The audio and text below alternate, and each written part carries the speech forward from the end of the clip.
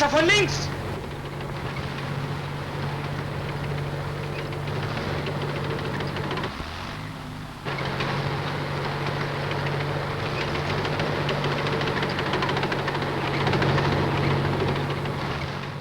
Stock footage like this is linked to a QR code you will see at the end of this video.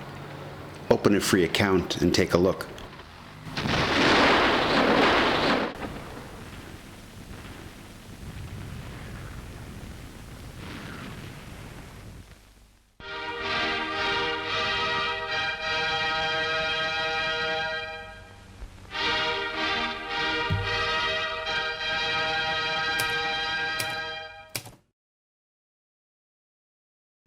Here in part 15 of the series, we'll continue following our author Kurt's war diary, covering the pivotal battle at Jelnja, which took place in late July of 1941.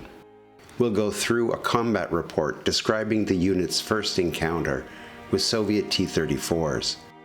We'll use situational maps to gain perspective. And as usual, I'll mix in rare film footage to glue it all together. At the end of the video, we'll see part of a German training film explaining the characteristics of the T-34 and showing how best to destroy it. This map shows the positioning of German units around Jelnja from July 24th on during the battle. To the south is the 10th Panzer Division. These photographs, not from Kurt's collection, show the division Reich moving up along with the 10th Panzer Division towards Jelnja. The 1st and 2nd battalions of the Regiment Der Führer, the regiment Kurt was in, were positioned here and here. The regimental field headquarters was here in Koloschina. This photograph shows this HQ. Kurt, with the 3rd Battalion, was positioned to the northeast of Jelnja, just past Jeremina, here. To their left flank was the motorcycle battalion led by Förster, whose actions were described in part 14 of this series. Förster is on the right in this photograph. And here are their graves after the battle. Looking at medical reports from the beginning of Barbarossa up through July 27th, the division had total combat losses of 2,411 soldiers. Of these, 600 had been killed in action. Kurt continues. Der 27. Juli 1941. Die ersten Teile der Wehrmacht, the first elements of the German army, finally arrived to our defensive positions around Jelinja. However, it takes another few days before we're officially relieved. At 400 hours, a massive wave of Stuka dive bombers and destroyers hit the Russian artillery positions and supply routes. The tremendous effect on the enemy is immediately felt, as a calm, almost complete silence continued throughout the day.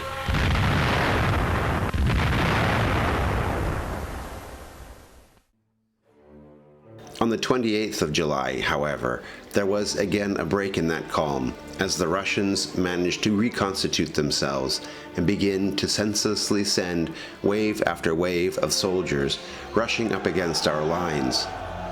In the bloodbath, the enemy has been so badly mauled that later that day we were even able to push our positions up forwards and dig in to occupy the entire cliff area of the strategically important Pronino Heights. Note, the relieving force that Kurt refers to is actually the elite infantry regiment Großdeutschland. By July 28th, when the Soviet wave attacks took place, the regiment had moved into position with part of it manning the front line. Its remaining strength was held back in reserve. By this date, the fate of the Soviet units trapped in the Smolensk pocket was sealed. Now we'll go through a combat report written by Corporal Ernst Horn, who was a gun crew chief in the 6th Artillery Battery in the SS Division Reich. His report is titled, Light Field Howitzer versus T-34. The division had arrived to the Jeljja area, a name that would soon become famous. Our 6th Battery had spent much of July 22nd moving forwards, and we'd expected to be able to continue advancing quickly, but that wasn't the case. Limited enemy movement was observed, so we were ordered to dig in, and by coincidence, our howitzer found itself positioned at the very front of our lines. After a quiet night, we were informed by our advanced observation post that a group of Russian tanks had been spotted gathering in a town just in front of us. Then, within a few minutes, it was reported that the tanks were advancing directly towards our positions. Since the howitzers in our battery were positioned at the base of an incline, we had a limited line of direct fire of only about 200 meters. The battery chief, Lieutenant Stelta, gives the order to advance up to the top of a nearby hill, and our crew jumped to action, efficiently moving our 2-ton howitzer to the new position. Our new field of fire is much improved. Immediately, we see 5 advancing Soviet tanks moving towards us at a distance of about 1,800 meters. 3 of the tanks continue on in our direction, while the remaining 2 turn back towards the town. We open fire and can see the trace of our shots clearly. At 1,500 meters, we score our first hit, but the shell deflects off the heavy front armor without effect. The velocity of our anti-tank shell simply wasn't high enough to penetrate the tank's heavy armor. The lead tank advances to within 300 meters and then disappears into a small sunken area where a 37mm anti-tank gun had been positioned. Its small shell clearly isn't up to the task, and the tank simply drives over it, leaving nothing but a mess of metal behind. From our position, we hear the high pitch of the tank's motor kicking into gear, and then spot it again. It adjusts its direction slightly and comes straight towards us. In spite of our rapid and accurate fire, we are unable to knock the behemoth out. At only 15 meters, we score another hit and are showered by the shrapnel of our own shell, injuring the battery chief. The tank continues rolling towards us. By the time our cannon is loaded and ready to fire again, the T-34 has advanced to within 6 meters with the obvious intention of rolling over us and our cannon. We fire and hit the tank directly in the driver's entrance hatch. The shell penetrates the armor, explodes inside, and the tank stops in its tracks, only 5 meters away. As it bursts into flames, its munition begins to cook off. At the time, we couldn't contemplate what had just happened, as the battle raging on around us had just begun. During that day, my howitzer destroyed 5 T-34s. This was our first encounter with the T-34. Now, here's the T-34 footage I promised. Zurzeit ist mit dem Auftreten hauptsächlich folgender Modelle von russischen Panzern zu rechnen.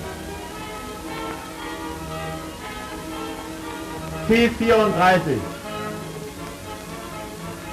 Seine auffallenden Merkmale sind flache, stromlinienförmige Bauform, schräger Bug, überall schräge Wände, am Turm runde Kanten, abgestreckte Form und 5 große Laufräder.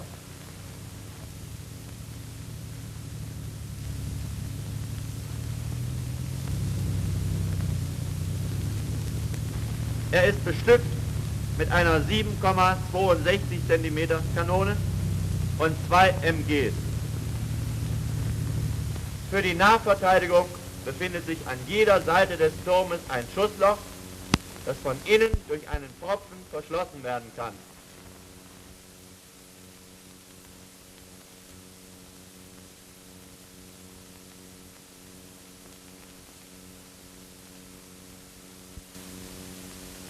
Ein weiteres Schussloch ist hinten am Turm.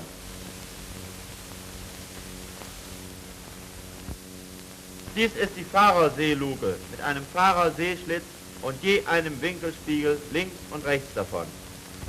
Hier kann der Fahrer durch Verschmieren des Sehschlitzes oder der Spiegel blind gemacht werden.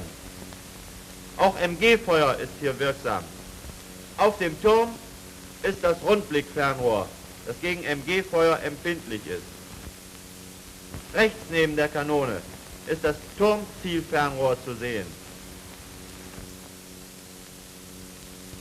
Hier das MG mit darüberliegendem Zielfernrohr.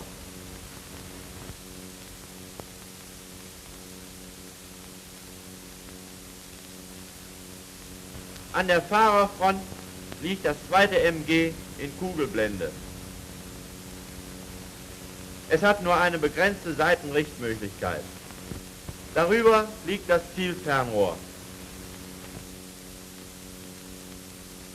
An jeder Seite des Turmes befindet sich ein Sehschlitz.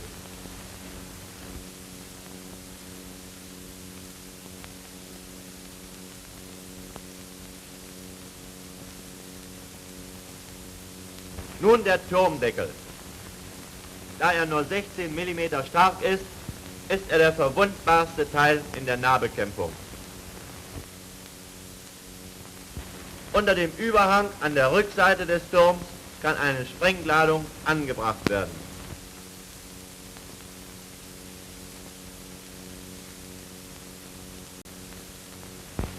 Diese Öffnungen hier dienen der Luftzuführung.